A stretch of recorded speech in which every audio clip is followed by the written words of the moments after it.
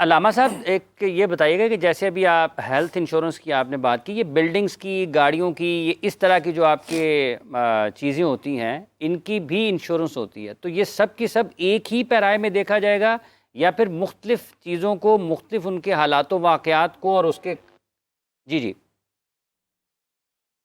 میرے محترم، ان کا طریقہ کار مثال کے طور پر ایک شخص سے وہ تھرڈ پارٹی رسک اور ایک ڈائریکٹ جو کمپریہنسو لے ہیں، مثال کے طور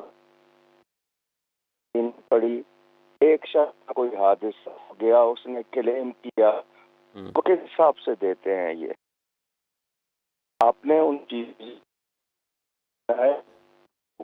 حکم میں آئے گی تو کمپنی آئے وہ میں آئے گی، جو طریقہ کار اس کا جو پورا ہمارے سامنے ہے، اس میں کون سی چیز اسلامی ہے، کون سی چیز جائز ہے؟ میں تفصیل میں نہیں جا رہا، مثال نہیں دے رہا ہوں، لیکن آپ کو بتا رہا ہوں کہ مجھے اس میں بتا دیں کہ زائد کی صورت میں یا کمپنی کھا جائے، دونوں صورتوں میں کیا حکم ہوگا؟ ہاں ٹھیک ہے۔ اچھا، ایک سوال ہمیں بھیجا ہوا ہے ہمارے ایک دیکھنے والے نے، آپ سے آخری سوال ہے، پھر آپ سے اجازت چاہیں گے۔ آپ کا بہت بہت شکریہ، آپ نے وقت دیا علامہ صاحب۔ کہ ایک فہیم صاحب نے اٹک سے ہمیں لکھ کر بھیجا ہے کہ ان کی ہمشیرہ نے کوئی بچہ گود لیا تھا، بچی گود لی تھی، اور اسکول داخل کروانے کے جب عمر آئی تو کیا وہ اپنے بہنوئی کا نام ساتھ لگا سکتے ہیں ان کے؟ بچی انہوں نے جی یعنی لے پالک ہے، ایڈاپٹڈ چائلڈ ہے؟ جی بالکل لے پالک ہے۔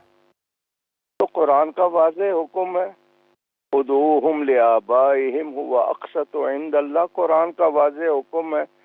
اگر اس میں وہ گارجین یا ایڈاپٹڈ بائی نہیں لکھ سکتے اور دوسرا نام لگا لیتے ہیں، لیکن یہ کہ بچے کو معلوم ہو جانا چاہیے، جب وہ صحیح اس کی فہم ہو جائے اور نکاح کے وقت اس کا ظاہر ہونا بہت ضروری ہوگا کہ یہ کس کی اولاد ہے۔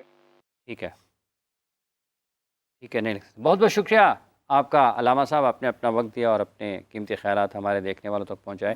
مفتی صاحب، جیسے ابھی ذکر فرما رہے تھے علامہ صاحب، یہ جو مختلف قسم کی انشورنس پالیسیز ہیں، جیسے کہ آپ بلڈنگ کی انشورنس ہوتی ہے، اس کے ساتھ مختلف لوگوں کی بھی ہے، گاڑیوں کی بھی ہے، تو یہ ساری چیزیں بھی اگر اس کو جب اسلامک بینکنگ ہے، جیسے تکافل کا بھی طیبی صاحب نے ذکر فرمایا ہے، تو یہ ساری چیزیں وہیں سے آپریٹ ہوتی ہیں، پھر نام بدلے ہوئے ہیں، شاخیں ہیں۔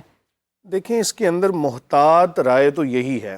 بعض علماء ایسے ہیں کہ جنہوں نے اس کے حوالے سے کافی تفصیل بھی لکھی کہ اگر اس معاملے کو اس طریقے پر لے جائیں آپ تو عین ممکن ہے یہ جائز ہو جائے، لیکن ابھی تک جو ہماری معلومات ہیں کہ یہ صرف اور صرف ناموں کی تبدیل کرنے کے ساتھ ساتھ صرف ایک یہ کہہ لیں کہ عام مثال دی جاتی ہے کہ آپ اگر اللہ نہ کرے شراب کی بوتل پہ روح افزا لکھ دیں تو وہ روح افزا تو نہیں بن جائے گا، وہ تو جو اس کے اندر ہے اصل چیز تو وہی ہے۔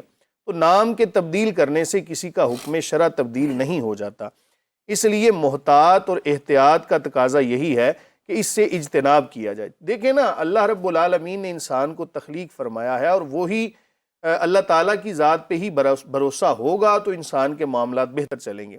یہ جو ساری کی ساری چیزیں ہیں نا، یہ شیطان کے وساوس ہیں، اور اس سے بچنے میں ہی عافیت ہے۔ اور ایک اصول بھی بتا دوں کہ جب کسی جگہ پر اختلاف پایا جائے، کسی بھی معاملے کے اندر حلت اور حرمت دو چیزیں سامنے آ جائیں، تو پھر احتیاط کا تقاضا یہی ہے کہ اس چیز کو چھوڑ دیا جائے۔ جب کسی چیز کے چھوڑنے کے اندر عافیت ہے تو اس سے بچ جائیں آپ، اللہ رب العالمین کی ذات پہ بھروسہ کرتے ہوئے آپ اپنے معاملات چلائیں۔ ہاں، اگر کوئی ایسی صورت ہو، کسی جگہ پر کوئی ایسا ادارہ ہو، یہ تکافل یا انشورنس کی بات نہیں کر رہا، کچھ لوگ مل کے تو یہ کسی جگہ پر کچھ مال کو جمع کر لیں اور اس نیت کے ساتھ کہ یار اگر کسی کا کوئی حادثہ ہو جاتا ہے تو ہم اپنی طرف سے اس کو ہبہ کر دیں گے۔ اگر کوئی ایسی صورتحال نکل جاتی ہے، اور جس طرح ابھی کہا کہ کماؤ ادارہ نہیں ہونا چاہیے بلکہ وہ فلاحی ادارہ ہونا چاہیے، تو اس پیسے کو وہ امانت کے طور پر اپنے پاس رکھیں اور صحیح ایمانداری کے ساتھ مستحق پر اگر خرچ کرتے ہیں تو پھر اس میں اجازت نکل سکتی ہے۔ بہرحال مفتی صاحب، اگر وہ کمائیں گے نہیں تو ہم لوگوں کو دیں گے کیسے؟ مجھے اور لوگوں کو جنہوں نے کرائی، یہ نہ کہیں نا کہ ہم آپ کا تعاون کے لیے آ رہے ہیں، آپ کا مستقبل محفوظ کرنے کے لیے آ رہے ہیں، اس طرح کے دعوے نہیں کرے نا. ہم کمانے کے لیے آ رہے ہیں، ٹھیک ہے. ہوں اب میں کاروبار کر رہا ہوں تو میں سپوز کہ 10,000 کی قسط ان کو دے رہا ہوں. اگر میں وہی 10,000 کی قسط کسی جگہ پہ ویسے رکھنا شروع کر دوں اور اپنے آڑے وقت میں اس کو استعمال کر لوں تو یہ اچھا نہیں ہے. ساتھ توکل بھی ہوگا. ساتھ توکل بھی ہوگا. یہ بالکل دھوکہ دہی ہے. ابن عابدین رحمۃ اللہ علیہ نے، حنفی فقہ کے بہت بڑے عالم دین ہیں، انہوں نے سب سے پہلے اس کا جواب لکھا ہے. اس سے پہلے یہ شکل تھی نہیں. وہ کہتے ہیں کہ ایک علاقہ تھا، وہاں پہ ہوتا تھا کہ وہ لوگ اپنا سامان پانی کے شپ کے ذریعے لے کر جاتے تھے. تو شپ والے کے ساتھ یہ طے تھا کہ تو وہاں پہنچانے کے اتنے پیسے لے گا، کرائے کے علاوہ بھی تمہیں دیں گے، بس یہ وہاں پہنچنا ضروری ہے، اور نہ پہنچا تو ذمہ دار ہے. تو اس پر ابن عابدین رحمۃ اللہ علیہ نے لکھا تھا کہ یہ غلط ہے. نہ پہنچا تو ذمہ دار ہے. ہاں، مطلب یہی ہوتا ہے نا انشورنس کیا ہے. تو اس کا مطلب کلیم کرتے ہیں تو پھر وہ اس میں اگر یہ جو مفتی صاحب کہہ رہے تھے نا کہ یہ شکل ہو کہ ایک کمیونٹی ہے یا ایک سوسائٹی ہے، وہ کہتے ہیں جی ہم اپنی بساط کے مطابق اس گلے میں پیسے ڈالیں گے، اور ڈیزاسٹر مینج کرنے کے لیے، یا تاجروں کی ایک مارکیٹ ہے، وہ کہتے ہیں جی جو بھی ڈوبا اس کو ہم اپنے ثواب دیدی حساب سے دیں گے، کلیم نہیں ہوگا، سب اس میں ڈالتے رہو، اور جس کو بھی نقصان ہو گیا نا ہم اس کو دوبارہ کھڑا کریں گے. ٹھیک ہے، اچھی بات ہے. کلیم نہیں ہو، اور یہ نہ ہو کہ تو نے اتنے قسط کیوں نہیں دی، یہ بھی نہ لیتے وقت کلیم ہو نہ دیتے وقت کلیم ہو. اچھا، اس میں جو بنیادی اختلاف ہے یا بنیادی نقطہ ہے جس کی وجہ سے ہم اس طرف جاتے ہیں کہ شاید جس کی طرف سے ہم اس طرف جاتے ہیں کہ یہ حرام ہے، وہ کیا ہے؟ لین دین کا جو نظام ہے کہ ہم اگر 100 روپیہ ماہانہ جمع کراتے ہیں تو 10 سال کے بعد وہ ہمیں اتنے پیسے دیں گے. یہ نظام ٹھیک نہیں ہے. دو باتیں عرض کی میں نے. ایک تو یہ کہ اس میں جو استفادہ ہے وہ غیر یقینی ہے. جیسے دو قمار باز مال لگاتے ہیں تو یا دونوں کا وہ لے جاتا ہے یا دونوں کا یہ لے جاتا ہے. تو اس میں بھی میں نے جیسے مثال دی کہ ایک آدمی پہلی قسط کے بعد بھی ایکسیڈنٹ ہو گیا تو ہو سکتا فوت بھی ہو گیا تو 60 لاکھ دینا پڑ گیا اس کے وارثہ کو. کمایا اس نے کچھ نہیں اس سے.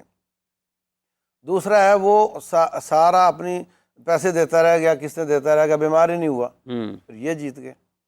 تو اسی لیے یہ بیچارے مصیبت میں پڑے ہوتے ہیں.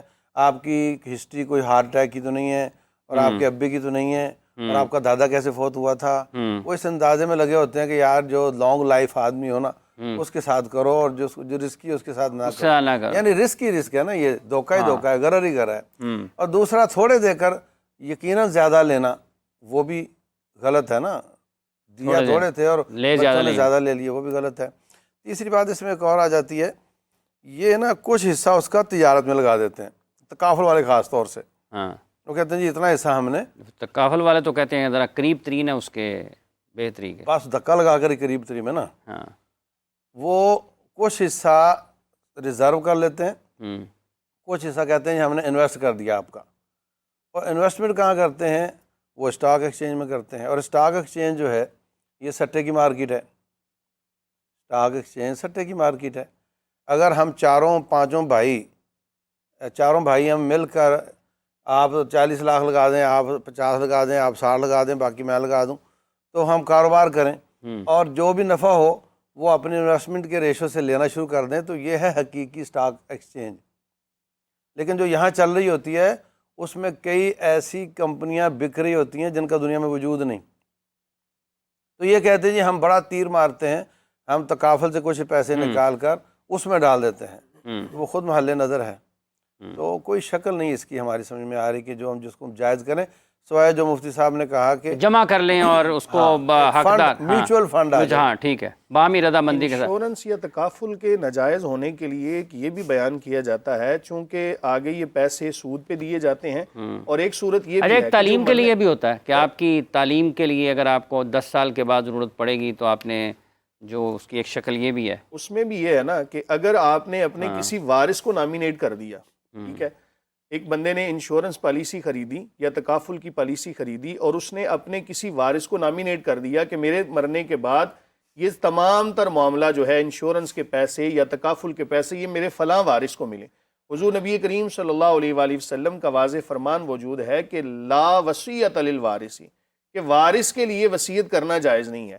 اب یہ اس کی وجہ سے نبی کریم صلی اللہ علیہ وآلہ وسلم کی اس حدیث کا بھی انکار لازم آ رہا ہے، لہٰذا بہت ساری قباحتوں کی وجہ سے یہ چیز ناجائز اور حرام ہے، اس سے اجتناب کیا جائے۔ ایک کالر ہے ہمارے ساتھ، ایک منٹ ایک کالر لے لیں۔ ایک منٹ سر، جی جی، اس کا اینڈ بینیفیشری کون ہے؟